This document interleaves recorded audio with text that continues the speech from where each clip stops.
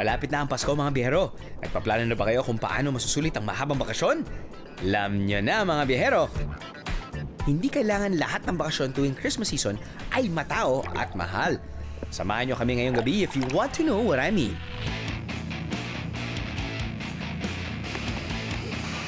Huwag natin ulitin ito.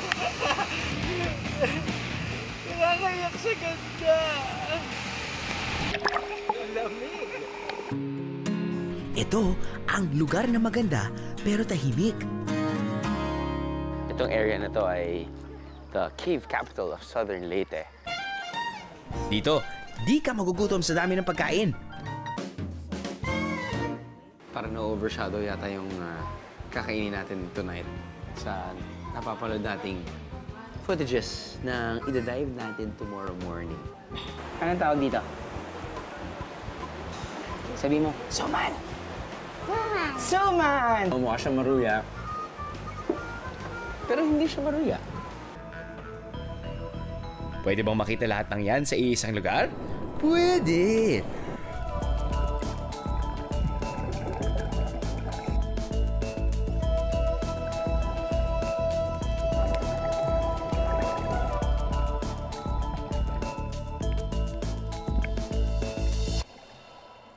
Biyahe na tayo sa Padre Burgos, Southern Leyte, kung saan tuloy-tuloy ang summer sa December. Ano? Sama ka sa biyahe ko?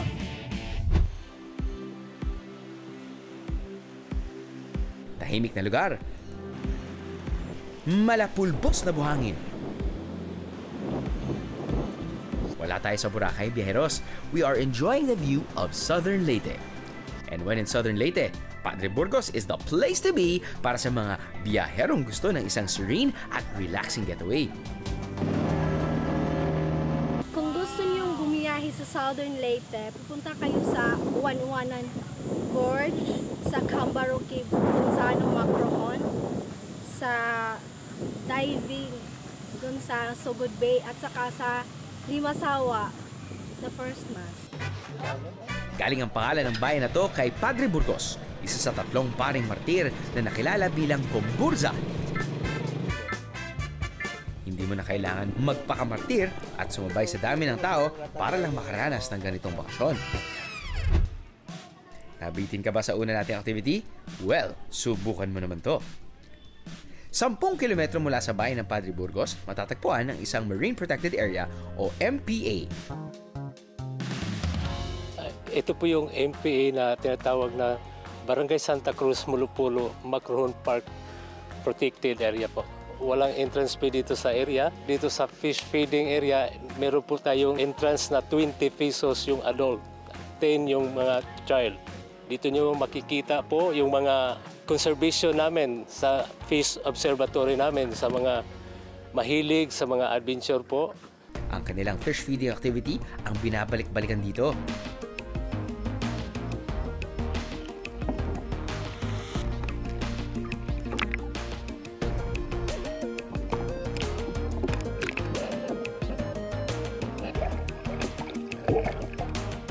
Pero bukod dyan, award-winning din ang MPA na to. Third Prison Marine Protected Area ito sa entire whole of the Philippines para Ilmar competition.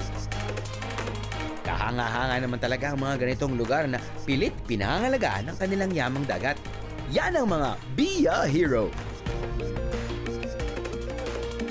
Sa mga nagnanais na bumibisita po sa amin dito sa amin Marine Protected Area sa Santa Cruz, Mulupulo, Macrohon, Southern Leyte, ay talagang mai-enjoy po kayo sa inyong magiging karanasan dito.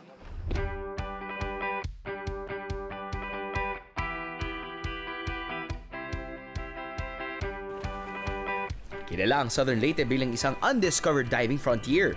Mula sa port area ng Padre Burgos, babiyahe lang tayo ng mga 10 minuto para mapuntahan ang isa sa kanilang pinagmamalaking diving sites.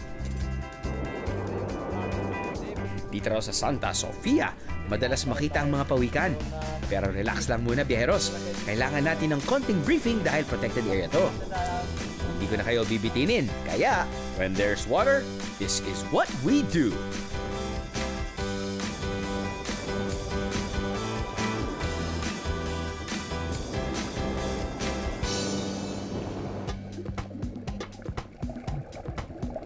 Ang lino ng tubig. Hindi na ako nagtataka kung bakit ipinagmamalaki ang lugar na to.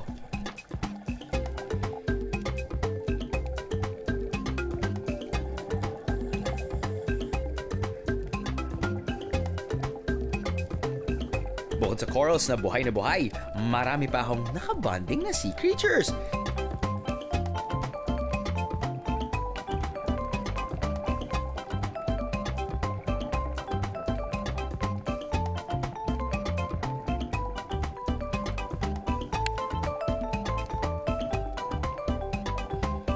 Pero syempre, hindi makukumpleto ang pagbisita ko rito kung hindi ko makikilala ang mga kaibigan nating pawikan. After a few minutes of diving, nakita ko na rin sila.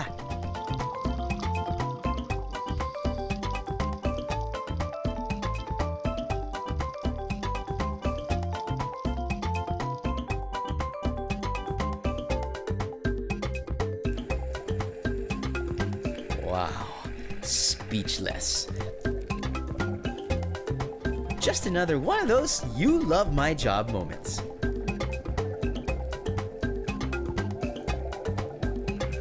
Isa pa lang yan guys ha. Matapos ang encounter ko kasamang gentle creatures under the sea, tuloy-tuloy pa rin ang adventure. Silipin naman natin ang isang isla na hindi lang mayaman sa kasaysayan pero umaapaw din sa ganda. At may bonus pa dahil dadalhin namin kayo sa cave capital ng Southern Leyte. So exciting! Caving pa more is our new hobby. Ano? Sama ka sa biyahe ko? Sama ka sa biyahe ko?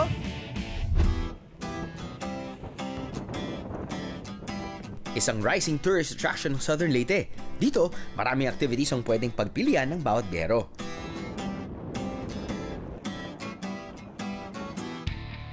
Tulad nitong caving destination na matatagpuan sa bayan ng Macrohon. Okay mga biyahero, nandito ngayon sa Barangay Cambaro. Apparently, itong area na to ay the cave capital of Southern Leyte. Dahil, well, pumunta mga tao dito para ma-experience ang iba't ibang klaseng caves. Magkasunod-sunod daw yan. Pero yung unang pupuntahan natin yan, actually, ang highlight natin yung pinakamaganda. Which is... malalaman natin. Halibit ako na eh. Nakagising ko lang eh. Take note, medyo malamig yung hangin. I think we are at a elevated area. 5:20 p.m. Didilim na. Okay lang, madilim naman sa cave eh. Ang Barangay Cambaro ang tinaguriang cave capital ng Southern Leyte dahil halos 100 caves ang makikita sa barangay na to.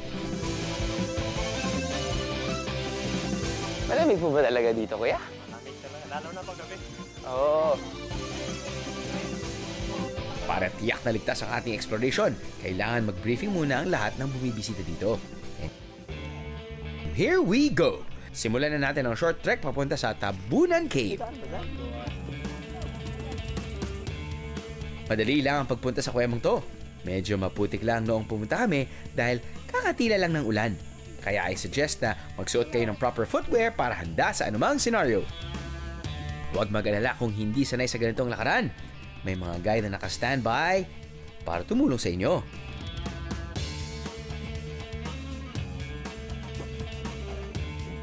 Alam nyo bang halos kababaihan ng mga guide dito dahil abala sa pagsasaka ang mga boys?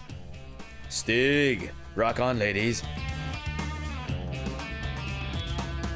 Ito po yung sinasabi ko na ay impurities.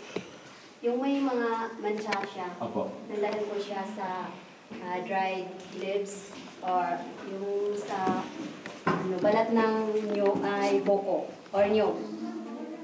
Nag-absorb ko siya pagka na lata na.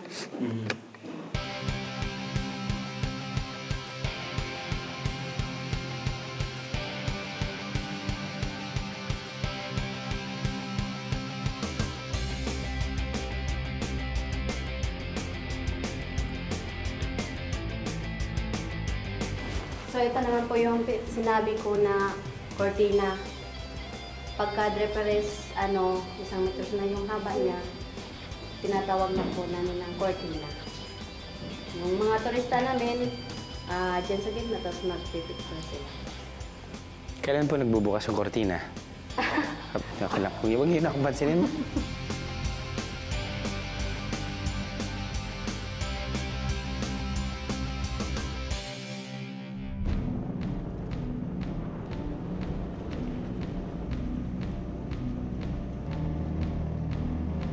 Kung hindi kayo mahilig sa lakaran, bakit hindi tumawid sa kalapit na isla? Ang isa kung saan hindi ka magsasawa, Limasawa!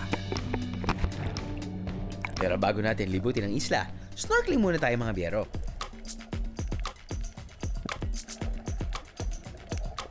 Madalas puntahan ang buong isla ng mga turista, pero hindi naman ito crowded. Mag-e-enjoy ka pa sa dami ng corals at sandamakmak na isda.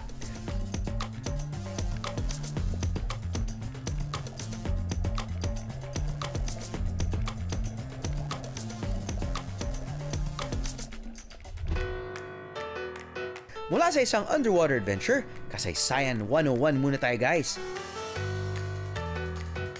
How did Limasawa get its name? Okay, the king of Limasawa was Rahakulambo.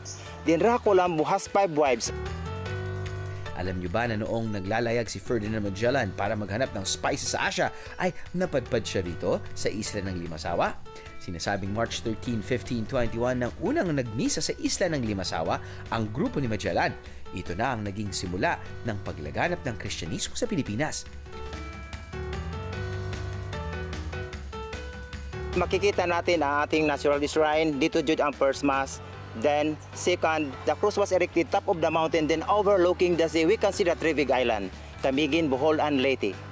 But now we have no entrance fee, but we have our own donation box. If you have your money or any paper bill, okay, you can drop in our donation box. Now, there are 2 ways to reach Limasawa Island. If you're on a tight budget at maraming oras, pwede kang sumakay ng pampasaherong bangka na mas matagal ng konti ang biyahe. Pero para sa less hassle, pwede umarkila ng sariling bangka tulad ng ginawa namin. At sa loob lang ng ilang oras, nasa Limasawa ka na. 10 kilometro ang buong isla, kaya kung gusto mong mag-exercise ng konti, pwede kayong maglakad-lakad palibot ito.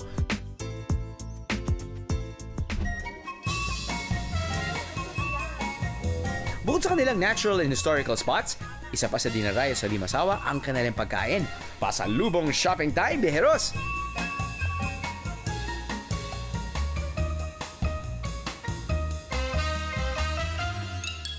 Yung daing na pusit. Kasi po ito yung yung talagang hanap buhay ng mga tao dito.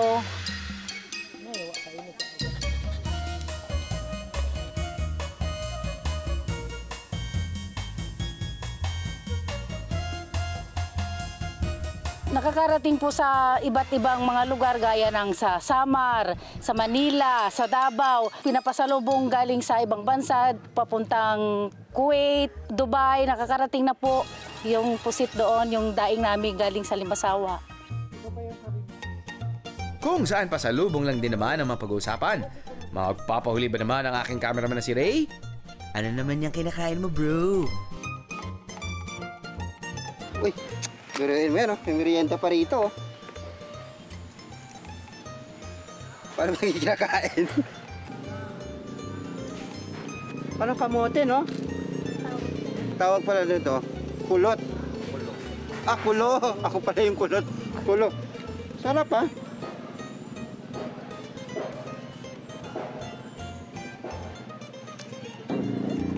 Ano sa? Tamis? Masarap ito matapos kumain. Matulog. Okay na ito? Kaya pang isa. Pagod na ba kayo? No worries! Maraming accommodation sa Southern Leyte. Isa na rito ang Cozy Beach Resort na nadiscover namin.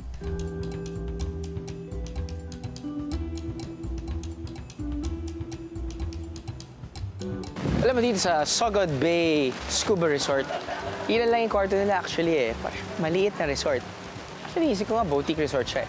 Ito yung kwarto ko, which is just right beside the entrance, the reception, and then the restaurant or the dining area.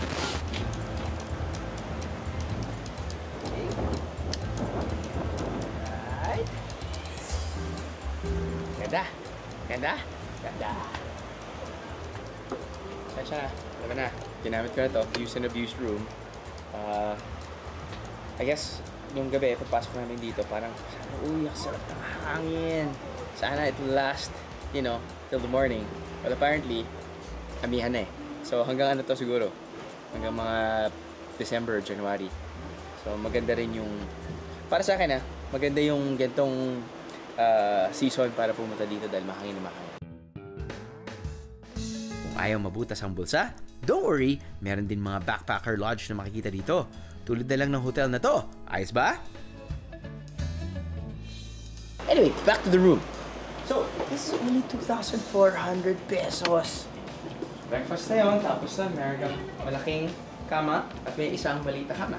TV, may ref ka, meron kang complimentary tea and instant coffee. And you've got like huge ref nga. They recommend you to just chill, scuba dive, of course, and just read some books. Recreate yourself. CR, more than enough, Vivi. So yun, ito yung kwarto ko dito.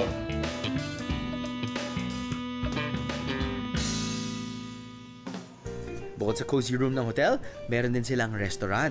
Tara, chibugan time! Para na-overshadow yata yung kakainin natin tonight sa napapanood nating footages. Now, ito yung kanina nakita natin. Hindi, loka lang. Hindi. Most of our dishes that we're gonna be featuring tonight are seafood. Diba usually, pag pupunta tayo sa isang probinsya, meron tayong fini-feature na tawag ko ito na food-demic. Pagkain na endemic lang doon sa probinsya na yun. Okay? Ito naman, hindi naman siya Samar-based. Ano na siya? I guess, seafood. And, whoop, meron tayong chicken dish. Sige. Tirahin muna natin ito. Hipon. Ang sauce, cream-based. Kuha na rin tayo ng kinilaw. Kuha na rin tayo ng, tawag dito ay, chicken thigh roll. For all we know, pinagandang tunog na adobo. Hindi siya adobo. Steamed fish. Uy, sas! Steamed fish. There you go. Fried rice. As you know, part of your dining experience sa any resort ay kung saan ka kumakain. Kumaga kahit na anong lasa ng pagkain na kakainin mo, mas sumasarap na dahil sa tunog. Lalo na kapag nasa harapan mo ay beach. Tapos nun, kapag nararamdaman mo yung hangin,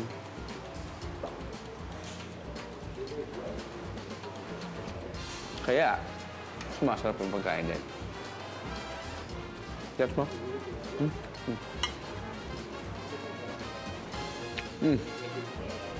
All fresh seafood. As expected.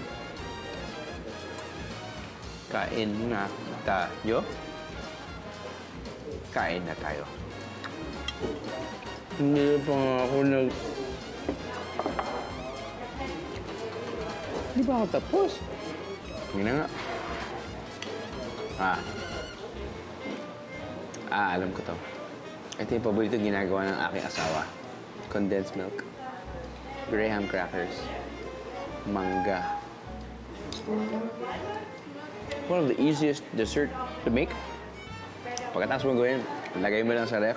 Kung gusto mo patagalin, lagay mo sa freezer. And thaw it. Lagyan ka ng vanilla ice cream. Smart move. But then, back to the food. This is not your ordinary trekking experience.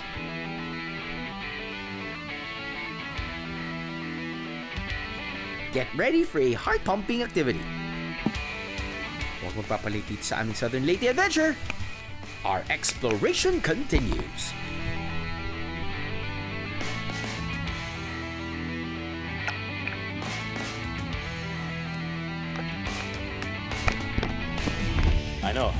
Sama ka sa biyahe ko? Ano? Sama ka sa biyahe ko? Tagpila. Asa dapit ang janan para asa nga lugar? Asa dapit ang sakyanan. Asa anindot surudan. Asa dapit ang kasilyas. Asa ang CR o comfort room. Unsa ang lami nga pasalubong dire. Unsay lami nga hatag na nga pasalubong or gift. Mula Maynila, kailangan lumipad ng humigit kumulang 1.5 oras papuntang Tacloban. Mula Tacloban naman, kailangan bumiyahe by land ng humigit kumulang na 3 oras para marating ang pinakasyudad ng Southern Leyte, ang Maasin City. Iba't ibang modes of transportation ang pwede niyong sakyan sa paglilibot sa Southern Leyte. Biyahero tip, sa bayan ng Maasin ang pinaka-terminal ng lahat ng klase ng transportasyon, kaya mas magandang dito kayo sumakay para hindi ma-late. I love it! Bago natin ituloy ang pamamasyal sa Southern Leyte, dito muna tayo sa isang activity na hindi kami na late. Ito ang breakfast. Maraming breakfast options dito, pero kung gusto niyo ng kakaiba, best to eat like a local. So, tinanong namin sa local tourism kung ano yung usually kinakain ng mga tao dito. Sabi nila, lato. Okay, lato. Tapit sa dagat. Saging. Oh, okay din. Kasi alam naman tayo, di ba? Marami rin tayong saging eh. Ito yung tinatawag nilang Pinay Pie. Pero nung binanggit nila na deep-fried spare ribs, medyo nagtaka na ako. Pero, who am I? Di ba? Kung yan yung kinakain nila, yan yung kakainin natin. Kita niyo yan?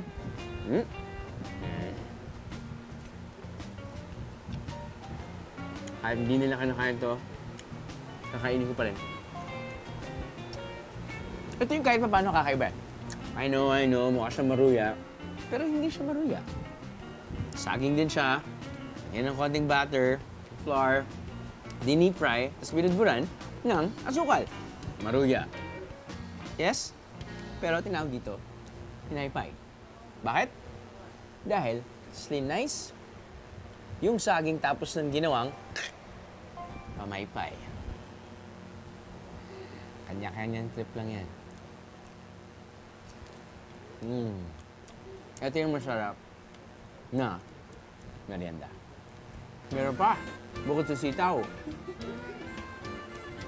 Pinaputok. Whole wheat na pinaputok. Hindi. Ano siya? Bibingka. Kakaiba ba yung bibingka nila? Mabigat. Mainit. Bagong luto. Or bagong microwave. Meron bang palaman? Wala. Uy! Bango ah. Mabango. Sweden para meron siyang amoy niyog. May halo itong gata. Each and every time mag-feature tayo ng kahit anong pagkain or delicacy sa Pilipinas, may bigas, may sukal, may gata, or may nyog. Ito naman, iba lang yung pagkaluto. Pero lahat naman ng tinapay na bagong luto, okay yung texture. Panalo. Breakfast for the win! Naparami yata ako ng kain biyeros. Time to burn those calories. May 1.5 oras ang biyahe mula Padre Burgos papunta sa bayan ng Libagon. Dito, malilibang ka sa kanilang waterfalls.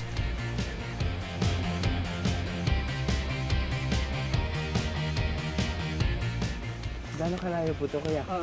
Tatawid po tayo ng ilog. Bali 7 bisis po yan. Ang adventure na to, magsisimula sa easy walk para marating sa bukana ng Uwan-Uwanan Gorge. Ma-enjoy nyo ang paglalakad dito dahil sa ganda ng mga makikita nyo.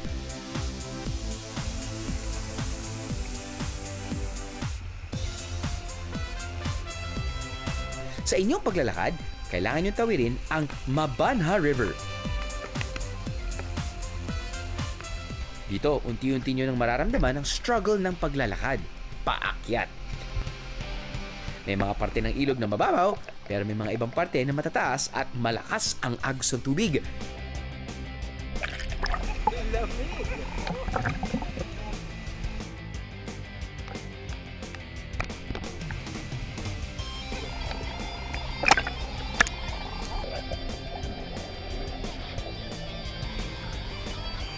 Ang papasok papunta sa falls ay tinatawag na gorge. Ang gorge ay isang passage na may malalalim at matatarik na daanan. Yun. So, after 45-minute trek, daan tayo sa mga bukid, daan tayo sa ilang ilog. Dito tayo sa simula or entrance ng Uwan-Uwanan Gorge. So, kaya nila tinawag na Uwan-Uwanan, ibig sabihin pala niyan ay ulan. Yun yung mararamdaman mo kasi pupunta tayo sa talon, sa falls.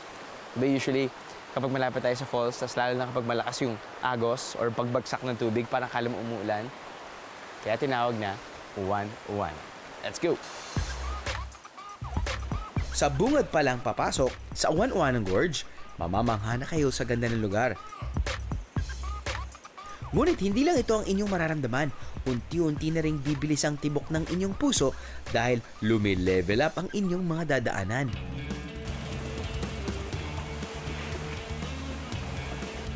So, simulan na natin. O, tara! Lakad, langoy, akyat. Ilang lang yan sa gagawin nyo habang papalapit na kayo sa falls.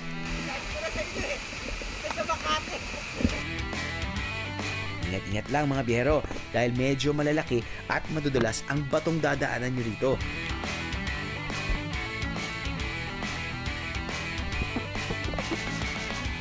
Pagkatapos ng lakaran, langoy pa more mga biyahero.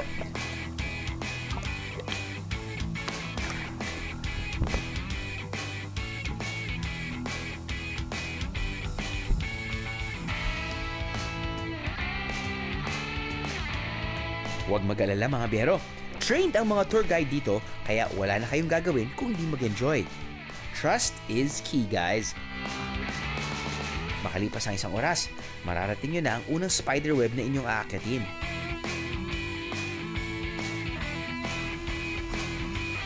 Para mas madali yung mga turista, naglagay sila ng parang spider web para mas madaling umakyat.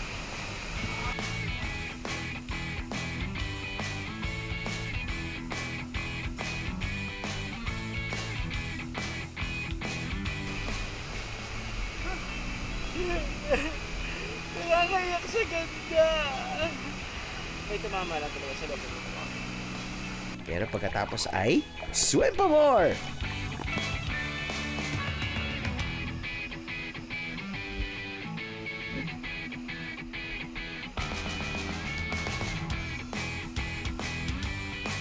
Tuloy-tuloy lang lakad mga biyero. After a bit of walking and swimming, narating na natin ang final challenge, papuntang falls.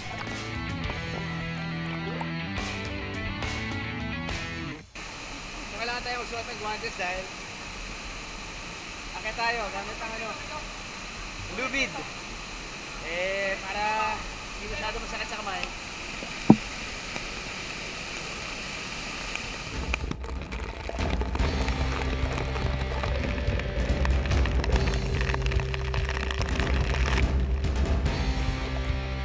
Test of friendship na ba ito para sa amin ng cameraman kong si Ray?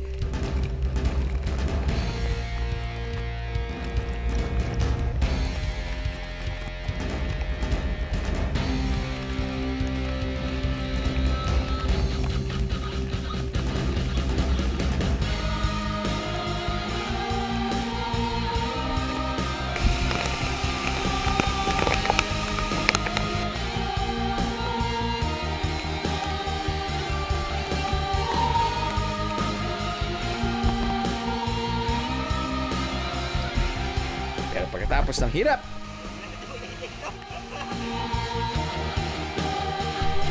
ito naman ang view na naghihintay sa inyo.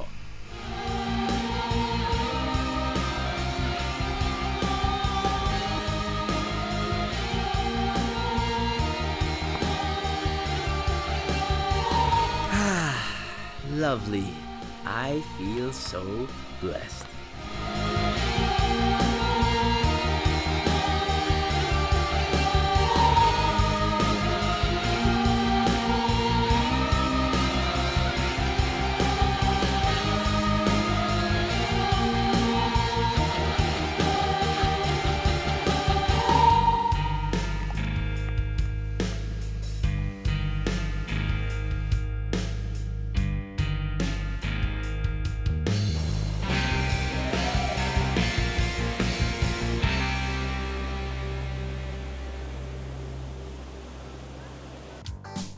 Pagkatapos ng tiring but fulfilling na akyatan, ano pa nga ba ang magandang gawin?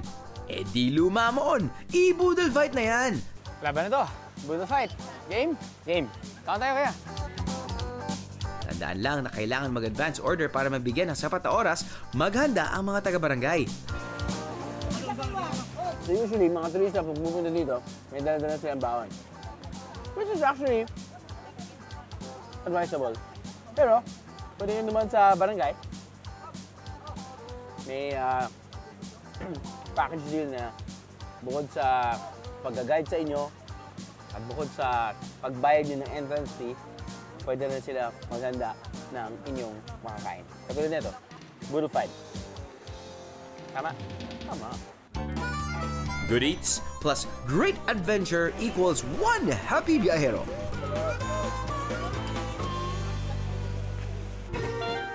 May space ba sa inyong tiyan?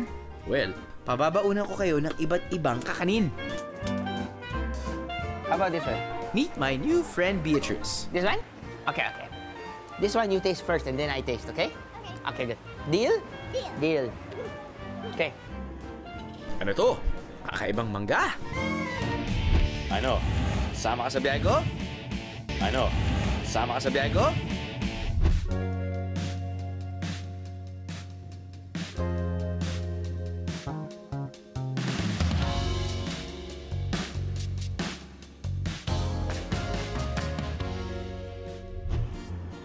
Kung naghanap kayo ng kakaibang pasulubong mula sa Southern Leyte, bakit hindi bisitahin ang lugar na to? Pwedeng-pwede niyong tikman at bilhin ang kakaibang prutas na dito lang sa Southern Leyte makikita. Isang local fruit ang hibe, na madalas mapagkamalang mangga dahil sa maasim na lasa nito. Hindi po maasim eh. Pero parang siyang mangga nga. Parang bayabas. Yung mga masasarap tikman dito sa Southern Leyte, yung pintos, tostados, ginusang. Yung pintos gawa ng corn, tapos may halong asukal. Yung tostados gawa ng malagkit toppings na asukal. May halong coconut milk. Yung ginusang naman, corn din yung ginusang. Tapos nilalagyan ng matamis na ingredients. Pasalubong time! Pero bago natin bilhin, syempre kailangan matikman. Umaapaw sa ipinagmamalaking kakanin ng Southern Leyte. What happened to your teeth if you hate sweet? Buti na lang kasama ko ngayon ang bago kong kaibigan, ang cute na si Beatrice. Ha? Anong kakainin ko dyan? Una natin titikman, ang gawa sa giniling na mais.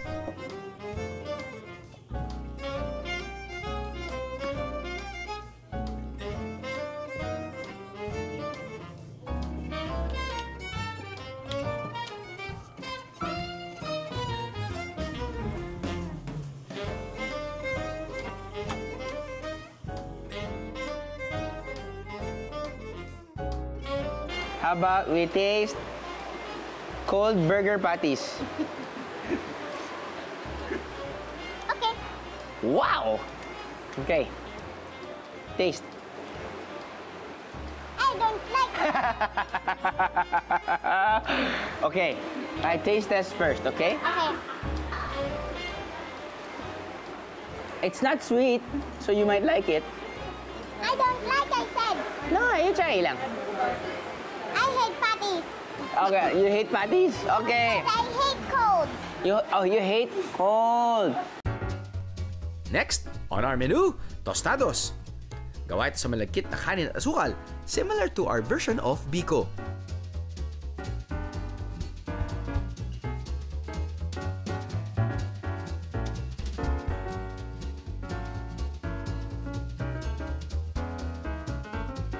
Dito sa Southern Leyte, maraming palang mga iba't ibang klaseng suman. Nakatim ka na ba ng maraming suman? Ito, brownies? Brownies. Hindi, tostados daw. Ah, it's like suman with a bit of sugar on top. It's sweet. You want to taste? No. Come on. No, just taste lang. Just like a little bit.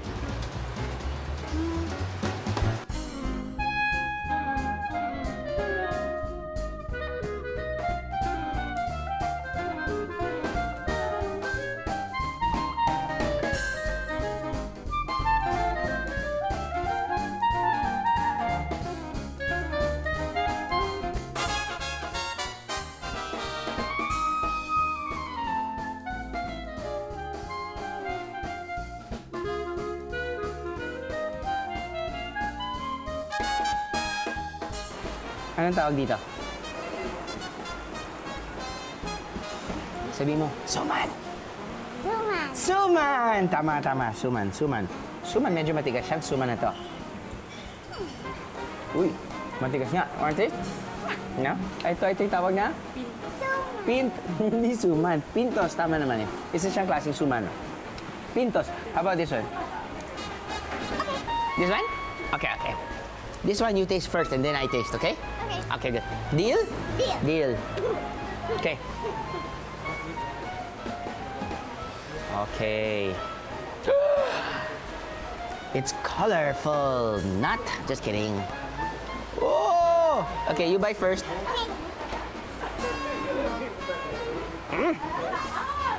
Too cold. Too cold. Because it came from the ref. Okay, I taste. Too cold. But it's good though. Yes. It's good, no? Okay. Okay. I guess sa lahat sa kanila, ito yung pinakapaborito ko. But at least meron ka variations ng iba't ibang klaseng suman na pwede mong gawing pampasalubong pag-uwi nyo ng Manila o kahit saan ba. Very good.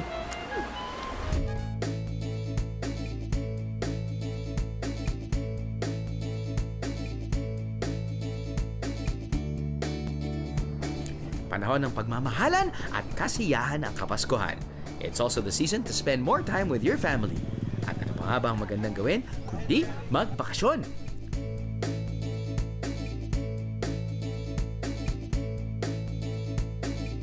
Kaya kahit ano man ang budget ngayong Christmas season, laging tandaan, ang mahalaga ay sama-sama para masaya.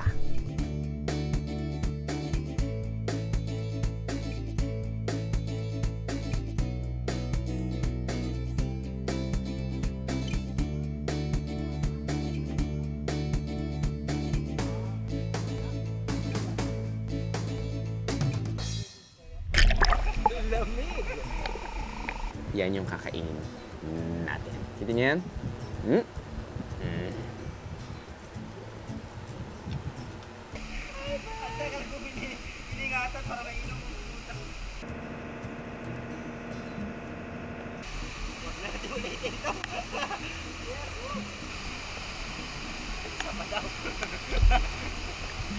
Oh, pwede. Walang load eh.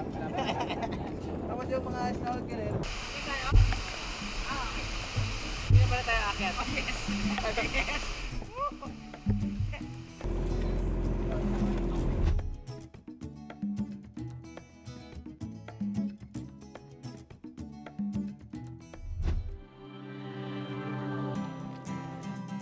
Ito na ba yung kakaibang mga exotic na dishes na kayo lang kumakain? Tanggal ko lang po yung itim, ha? Bakit gano'n yung texture nito? Rough pa siya, o rough? Lasang lechon.